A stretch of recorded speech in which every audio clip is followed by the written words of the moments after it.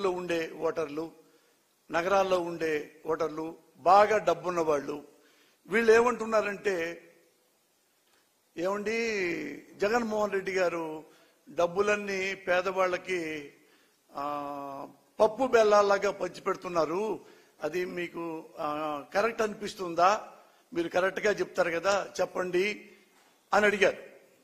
అయితే నేను మీకెందుకు చెప్పడం అండి, ఒకసారి ఆంధ్రప్రదేశ్ మొత్తం చెప్తా. ఇలాంటి డౌట్ ఉన్న ప్రజలు చాలా మంది ఉంటారు కదా. అందుకని నేనేమనుకుంటున్నానంటే, చంద్రబాబు నాయుడు గారి గురించి మీరు తీసేయండి, అతను ఏమన్నాడో తర్వాత చెప్తా. జగన్మోహన్ రెడ్డి గారు పప్పు బెల్లాలాగా పెట్టకపోయి ఉంటే ఈ పాటికి ఆంధ్రప్రదేశ్ చంద్రబాబు లాంటి ఒక అవినీతి పరుల చేతుల్లో పేదవాళ్ళు నాశనం అయిపోయేవాళ్ళు. ఎందుకంటే పేదవాళ్ళని ఇంకా పేదవాళ్ళగా చేసేవాళ్ళు.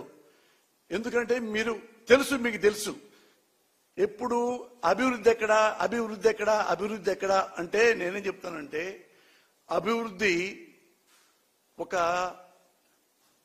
ఈ సిమెంట్ స్తంభాలతో కానీ పెద్ద పెద్ద బిల్డింగ్లతో కానీ అభివృద్ధి ఏం రాదు. బేసిక్ గా మానవ నిర్మాణం జరగాలి.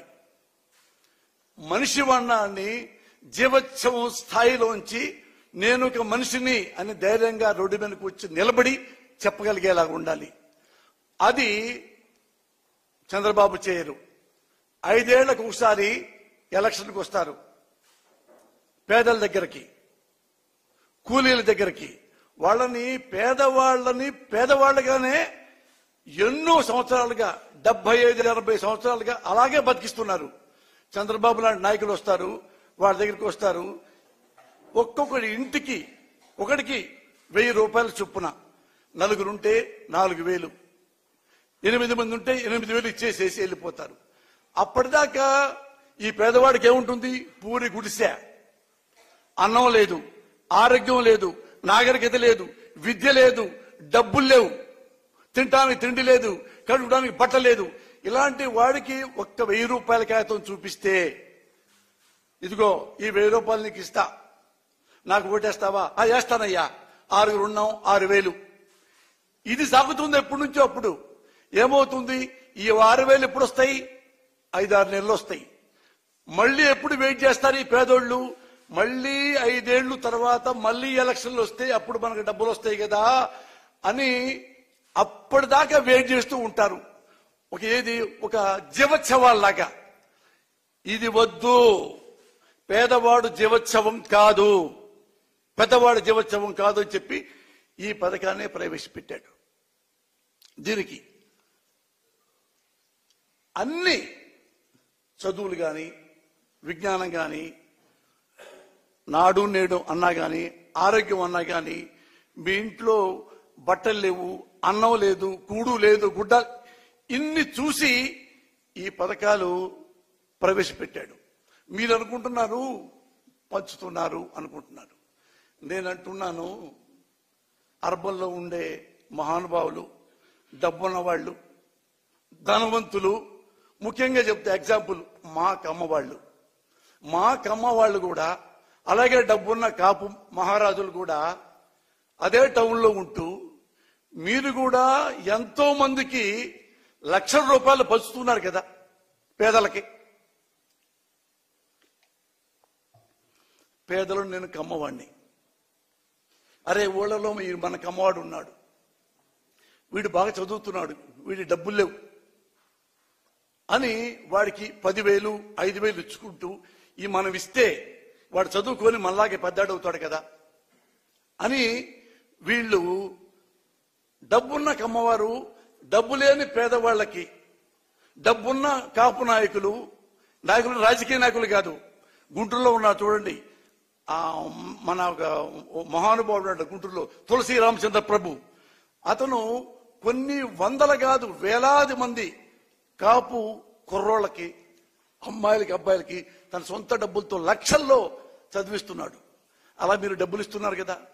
అలాగే నేనే ఎగ్జాంపుల్. నేను ఇక్కడికి పేదవాడిని. నేను 7th క్లాస్ పెద్దకాకంలో చదివా.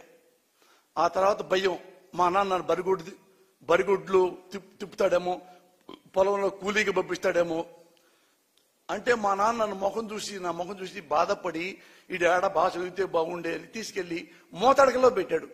తెలుసు మీకు మోతడక ఇక్కడ అమరావతి రోడ్లో. అక్కడ అయిన వాళ్ళు ఇట్లా నా బిడ్డను చదివించండి, నేను డబ్బులు ఇవ్వలేకపోతున్నానంటే ఆ దయతో 10th క్లాస్ చదివా.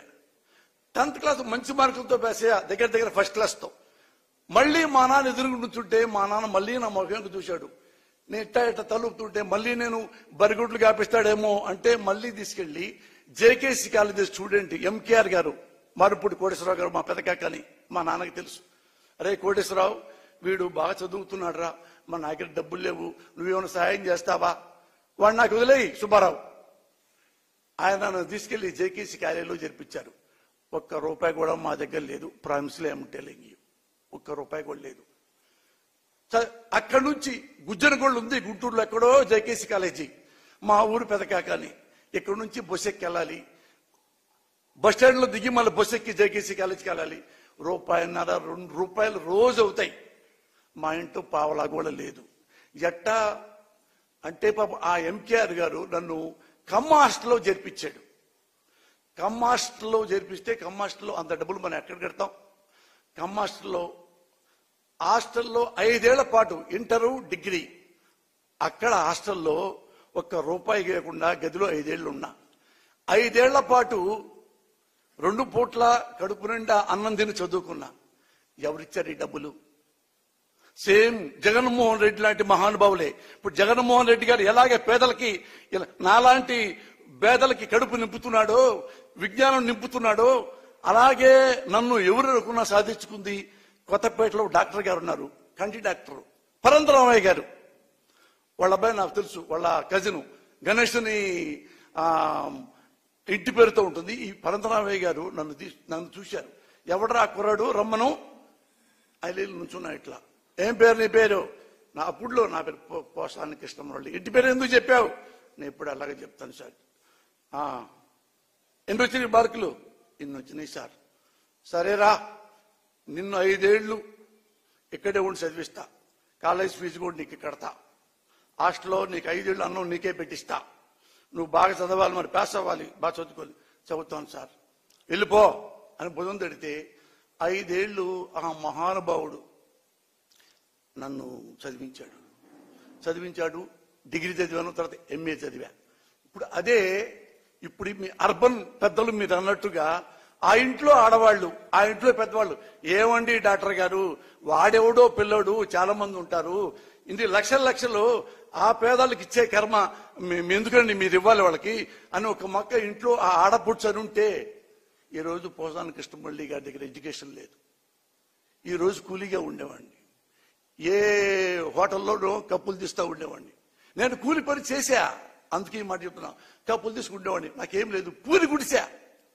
ఇలాగా నాలాంటి పేదవాళ్ళు, నాలాంటి కమ్మవాళ్ళు, ఇంకోలాంటి కాపు కుర్రవాళ్ళు, ఎంతమంది అర్బన్లో మీరున్న డబ్బులున్న మహానుభావులు, కులాలు, ఎవరి కులం వాడైనా, కులాభిమానం ఉన్నా సరే, మాలాంటి పేదల్ని మరి ఎంత చదివించారు. నేను MA చదివా, ఈ స్థాయికి వచ్చా, ఇంత డబ్బులు సంపాదించా. అది నాకు గుర్తుంది. మళ్ళీ నేను కూడా లక్షల్లో కాదు, ₹1,00,00,000 పైగా ఖర్చు పెట్టా. ఎంతో మంది పెళ్లిళ్ళు చేపించా, ఎంతో మందికి నేను చదివించా. ఎంతో పేద పిల్లకి నేను మాత్రం కులం మతం చూడలా. హైదరాబాద్ లో కూర్చొని ఎంతో మందికి డజన్ల పైగా చిన్న పిల్లలకి 4 నెలలు, 7 నెలలు, 10 నెలలు ఇలాంటి పిల్లలకి గుండెకి హోలు పడితే స్టార్ హాస్పిటల్లోనే అందరికీ చేపించా. అందరూ బతికారు. అలా నాకుంది, నేను చేశా ఇన్ని లక్షలు. అదే నా భార్య, ఏమండి వాడెవడు వీడెవడు మొత్తం 60-70 లక్షల దాకా ఖర్చు పెట్టి పారునుకారు మీరు ఏ అని మా ఆవిడ అనుంటే, నేను నో అనుంటే వాళ్ళు చాలా మంది చచ్చిపోయి ఉండేవాళ్ళు. నేను ఎప్పుడైనా పేపర్ చూస్తే నాకు డబ్బులుంటే ఇది ఇవ్వాలంటే ఇస్తా. బీహార్లో వాచ్మెన్ కూతురు 10 ఏళ్ళు గుడ్డికి హోలు పడింది, ₹1,50,000 ఇస్తే ఆమె బతుకుద్ది. రామోజీరావు గారు ఈటీవీ అందులో నేను చూశా, ఆ ఏజెన్సీ వాళ్ళని పిలిపించుకొని ₹1,50,000 ఇచ్చా త్రూ రామోజీరావు. ఆ డబ్బులు పంపించాను సార్, ఆమెకి ఇస్తా, ఆమె బతికింది, అప్పటికి వాడు నా ఫోటో పెట్టుకున్నాడు. అలాగా మేము కూడా మాలాంటి పేద బతుకులో అలాగే అలా డాక్టర్ ఫోటోలు పెట్టుకొని ఇంకోళ్ళు ఫోటో పట్టుకొని స్ఫూర్తిదాయకమయ్యాం. ఇది మీరు డబ్బులు పంచి మాలాంటి వాళ్ళని పైకి తేయడానికి జగన్మోహన్ రెడ్డి గారు పేదవాళ్ళకి బ్యాంకులో డబ్బులు వేసి అవి పంచి వాళ్ళ జీవితాలు బాగు చేయడానికి ఏమన్నా తేడా ఉందా? మీరంతా హృదయంతో ఎంతమందికి ఎన్ని వేల మంది కమ్మ ధనవంతులు మరి పేదలు మీ డబ్బులతో లక్షల రూపాయలతో చదివించారే. మరి ఇప్పుడు ఇతను అదే పద్ధతి కదా, ఇది పద్ధతి కాదు. ఇది ఈయన ఈ పద్ధతి చేయకపోయి ఉంటే ఓళ్ళు పద్ధతి ఏంటో మీకు తెలుసా? ఎలక్షన్ వస్తుంది, ఒక వారం రోజులు మొత్తం డబ్బులు పట్టుకొస్తారు. ఆ పేదవాళ్ళ ఇళ్ళకి అలాగే వస్తారు. అదే పూరిళ్ళు, అదే మట్టి గోడలు, అదే కుండలు, అదే పచ్చడి అన్నం, అదే మజ్జిగ, అదే పిల్లవాళ్ళు అంటుకోవడం తోముకోవటం. ఎవడు చదువు లేదు, ఎవరికి విజ్ఞానం లేదు, ఎవరికి ఆరోగ్యం లేదు, ఎవరికి ఆరోగ్యశ్రీ లేదు. ఏమా వెంకయ్య ఎంత కావాలి నీకు? సార్ పోయినసారి 500 ఇచ్చారు సార్, 1000 రూపాయలు ఇవ్వండి సార్. 1000 రూపాయలు తీసుకు వీడు మళ్ళీ ఎప్పుడు వాడి జీవితం ఎప్పుడు బతకాలి?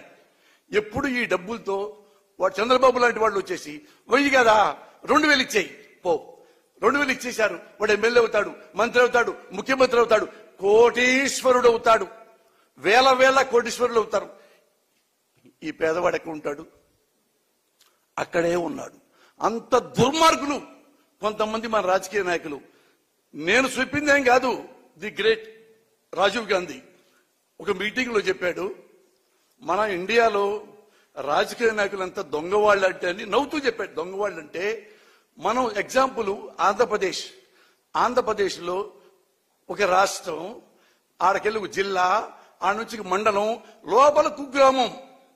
ఇక్కడ మనం ఒక పథకం పెట్టి ₹1 ఇక్కడ నుంచి ఢిల్లీ నుంచి ఆ కుగ్రామానికి ఎలా పంపించాలి అంటే ఆ రూపాయి ఢిల్లీ నుంచి ట్రావెల్ అవుతుంది. ఢిల్లీ నుంచి ఆ కిందకి వచ్చే వరకు, ఆ 100 కిలోమీటర్లు వచ్చే వరకు ఆ కింద వచ్చి అరిగి తరిగి పేదవాడి చేతికి అది పావలాగా మారిపోతుంది. That kind of politicians we're having right now. ఇది రాజీవ్ గాంధీ గారు చెప్పారు. ఇలాంటి పిచ్చి పనులు జగన్మోహన్ రెడ్డి గారు చేయలేదే. డైరెక్ట్ గా ₹1 కూడా లంచం లేకుండా డైరెక్ట్ గా తీసుకెళ్లి బ్యాంకుల్లో వేసి, ఎందుకు వేశాడు? ఓన్లీ ఓట్ల కోసమేనా? ఓట్ల కోసమే వేసేస్తారు ఇన్ని లక్షల కోట్లు. అంటే మీరు ధనవంతులు, మా కమ్మ ధనవంతులు, మా కాపు ధనవంతులు, వీళ్ళు కూడా మాలాంటి పెద్దవాళ్ళని పేదవాళ్ళని లక్షలు చదివించింది స్వార్థం కోసమా? ఓట్ల కోసమా? భవిష్యత్తులో రాజకీయ నాయకుడు అవుతావునే కాదుగా. చిత్తశుద్ధి, హోల్ హార్టెడ్నెస్, మానవత్వం. వాడు మనలాంటి మనిషే, కాబట్టి మనకి డబ్బు ఉంది, వాడికి డబ్బు లేదు.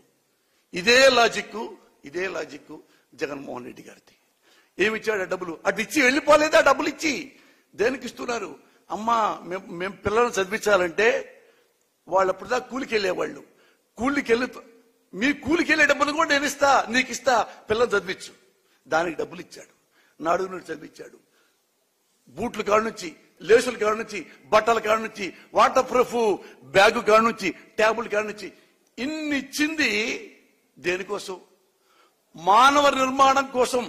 దీని మించిన మానవ అభివృద్ధి కంటే గొప్ప అభివృద్ధి ఇండియాలో ఇంతవరకు జరగలా. జరుగుంటే మీరు చెప్పండి. చంద్రబాబు నాయుడు గారు అంటారు ఓ మాట, ఏంటంటే ఎన్నెన్నో పథకాలు పెట్టాం, సంపద సృష్టిస్తాం అన్నాడు కదా.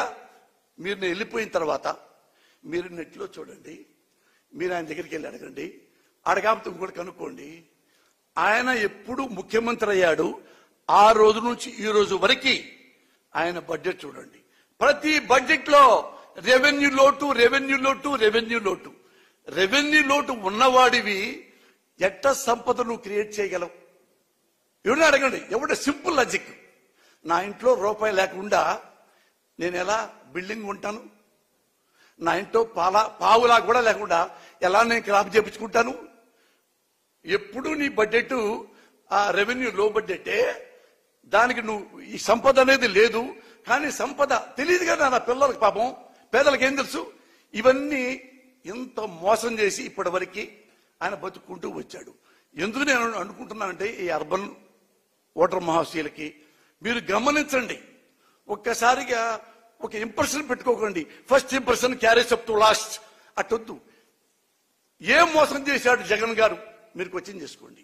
ఏ మోసం చేస్తున్నాడు అప్పటి నుంచి చంద్రబాబు నాయుడు గారు మీరు ఎంక్వైరీ చేసుకోండి.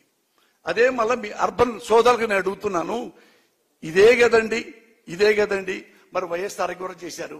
ఇప్పుడు వైఎస్ఆర్ గారు చేశారు కదా, ఏం చేశారు? ఆంధ్రదేశంలో రైతు సోదరులు వాళ్ళు పంటలు పండగలేకపోతే ఏదో ప్రాబ్లం వస్తే ఇల్లు బ్యాంకులో తాకట్టు పెడతారు, ఆడపడుచుల బంగారం తాకట్టు పెడతారు, పొలం తాకట్టు పెడతారు. ఆ డబ్బులు తెచ్చుకొని మళ్ళీ పంట పండిస్తారు. మళ్ళీ అతివృష్టి, మళ్ళీ అనావృష్టి, మళ్ళీ పంటలు పోయి వేల వేల వేల వేల అప్పులు రైతుల చేతుల్లో పడిపోయి వాళ్ళు అనేబుల్ టు పే. బ్యాంకు వాళ్ళు వస్తుంటే ఇల్లు తాళం వేస్తా ఉంటుంటే వేలాది మంది రైతు సోదరులు పెళ్ళాం బిడ్డలతో సహా ఆత్మహత్య చేసుకున్న రైతు మహానుభావులు ఎందరో ఎందరో ఎందరో ఆంధ్రప్రదేశ్ లో. ఇది యాత్రలో వైఎస్ఆర్ గారు గమనించాడు, అన్ని చూసుకున్నాడు, అన్ని చదువుకున్నాడు. ఎలక్షన్ ముందు చెప్పాడు, అమ్మా మీకు ఇంతింత అప్పులు ఉన్నాయి, మీ నగలు మెడలో ఉన్న తాళి పట్టు కూడా బ్యాంకులో పెట్టారు, పొలం కూడా తాకట్టు పెట్టారు, ఇల్లు తాకట్టు పెట్టారు.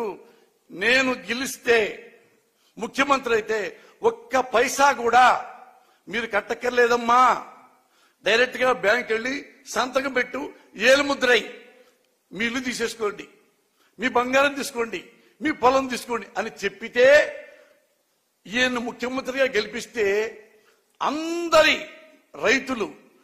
రైతు రుణమాఫీ చేశాడు, రుణ విముక్తులు చేశాడు. వెంటనే బ్యాంకుల్లో వేలాది మంది లక్షలాది మంది రైతు సోదరులు బ్యాంకులకు వెళ్ళి ఇట్లా ఎలుముద్ర వేయటం, డాక్యుమెంట్లు ఇంటికి తీసుకెళ్లిపోవటం, ఇంటి ముద్ర వేయటం, ఆ ఆడపడుచుల బంగారం తీసుకెళ్లిపోవటం, ఎలుముద్ర వేయటం, పొలం డాక్యుమెంట్లు తీసుకెళ్లిపోవటం. ఒక్క పైసా కూడా రుణం లేకుండా రైతుల్ని కడదీర్చిన మహానుభావుడు వైఎస్ రాజశేఖర రెడ్డి గారు. ఈయన చేసిన దానికి మీరు అభినందించారా? పేదలు మొత్తం అభినందించారా? అప్పుడు అనలేదే రైతులకి పప్పు బెల్లలాగా నివేది పెట్టారు వైఎస్ రాజశేఖర రెడ్డి గారని. జగన్ పెట్టిన పప్పు బెల్లాలకి ఈ పెట్టిన పప్పు బెల్లాలకి ఏమైనా తేడా ఉందా? మానవ నిర్మాణం ప్రజలకు ఒక నమ్మకాన్ని కల్పించారు. ఓ ప్రభుత్వం ఉంది మన కోసం, మనం ఓటేసాం కాబట్టి ఆ ప్రభుత్వం మనకి జవాబుదారీ, మన కష్టం వాడు తీర్చాలి, మన నష్టం వాడు తీర్చాలి, మన కన్నీళ్లు వాడు తుడవాలి. అదే కాన్సెప్ట్ వైఎస్ రాజశేఖర రెడ్డి, అదే కాన్సెప్ట్ జగన్మోహన్ రెడ్డి. అదే ఇంట్లో పిల్లవాడు చదువుకోకపోతే, ఇంగ్లీష్ రాకపోతే, ఉద్యోగం లేకపోతే గుడిసెగా ఉంటుంది, రోగంగా ఉంటుంది, ప్రాణంగానే పోతుంది. కాబట్టే నాడు నేడు, కాబట్టే ఆరోగ్యశ్రీ. దయచేసి ఇంతకంటే మీకు ఎక్కువ చెప్పాల్సిన అవసరం లేదు. ఇది 100% చాలా జెన్యూన్ గా మనస్ఫూర్తిగా దైవ సాక్షిగా చెప్తున్నా. He is very very sincere. పేదల పట్ల చాలా కనసం ఉన్న మనిషి జగన్మోహన్ రెడ్డి గారు.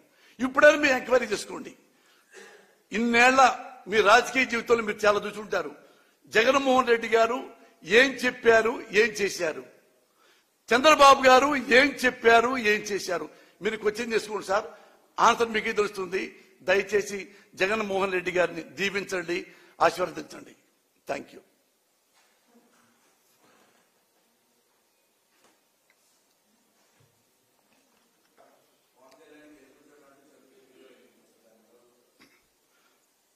పవన్ కళ్యాణ్ ని గెలిపించండి అని చిరంజీవి గారు స్టేట్మెంట్ ఇచ్చారా? ఎలా ఇస్తారు చిరంజీవి గారు ప్రజలంటే ఆయనకి లెక్కలేదు కదా, ప్రజలంటే ఆయనకి చాలా చీప్ ఒపీనియన్ కదా, వాళ్ళేం బిగుతారులే మన్ని అని కదా. ఎందుకంటే ఆయన వెరీ గుడ్ బిజినెస్ మ్యాన్. సినిమాల్లో once upon a time #1 hero, ఎప్పటికీ టాప్ హీరో. ఇతను మనకి సేవ చేద్దామని చెప్పేసి ప్రజారాజ్యం పార్టీ పెట్టాడు, మీకు చెప్పక్కర్లా. ఆయనకి 18 ఎమ్మెల్యేలు వచ్చినాయి.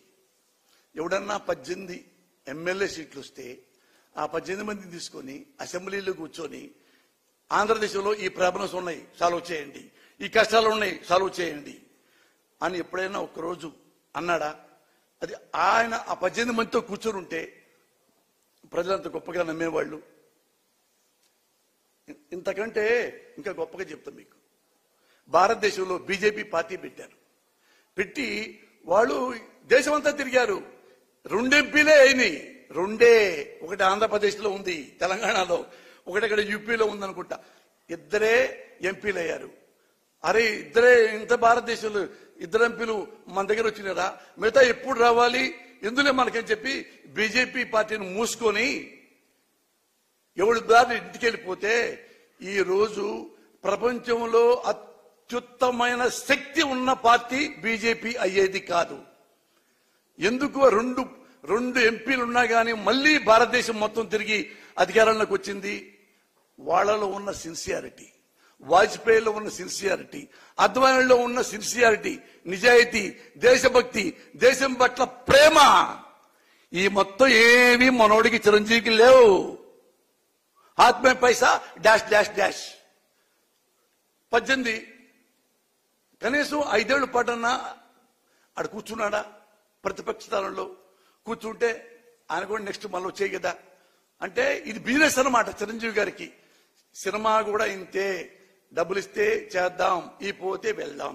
ఇక్కడంతే ప్రజలు మనకి ముఖ్యమంత్రి అయితే ఆ సీట్లో కూర్చుందాం, ఎంజాయ్ చేద్దాం, ఓట్లు అయిపోతే వెళ్ళిపోదాం. మనకెందుకు 5 ఏళ్ళు ఖాళీగా ఉంటాం, 5 ఏళ్ళు బోరు పద్దాక. ప్రతిపక్షాలు ఉంటే ఆ అధికార పక్షాలు ఉంటే ఆ లెక్క వేరు కదా అని ఏం చేశాడు? 18 మంది ఎమ్మెల్యేలు అమ్మేసుకున్నాడు.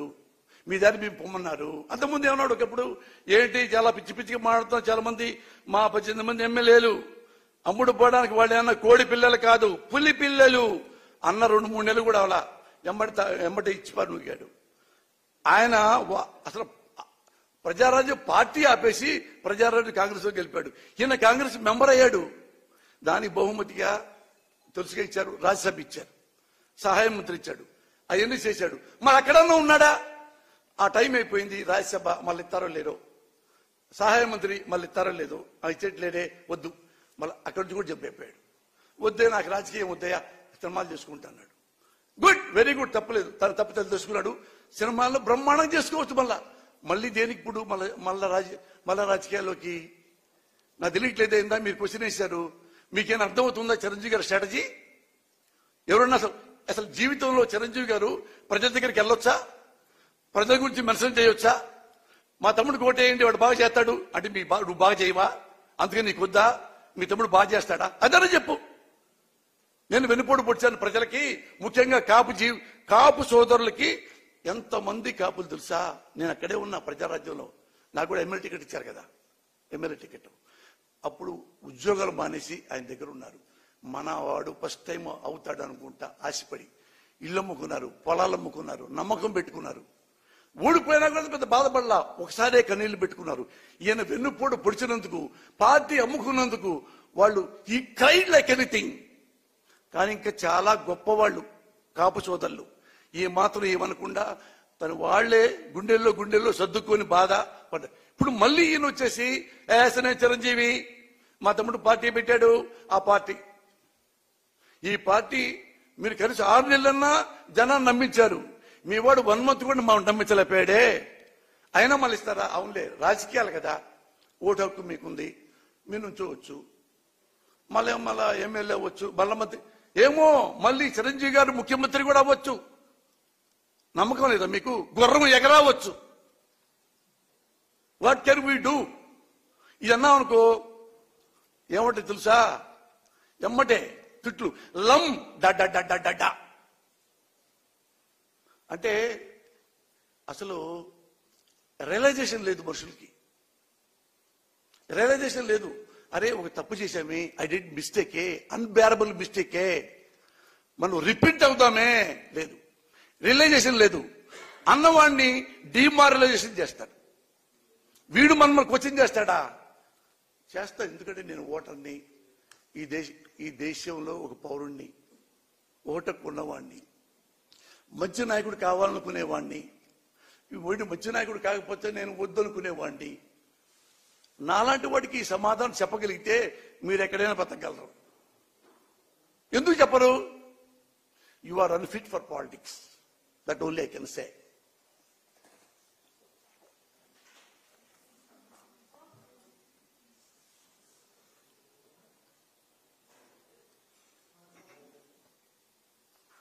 అన్నా, థ్యాంక్ యూ.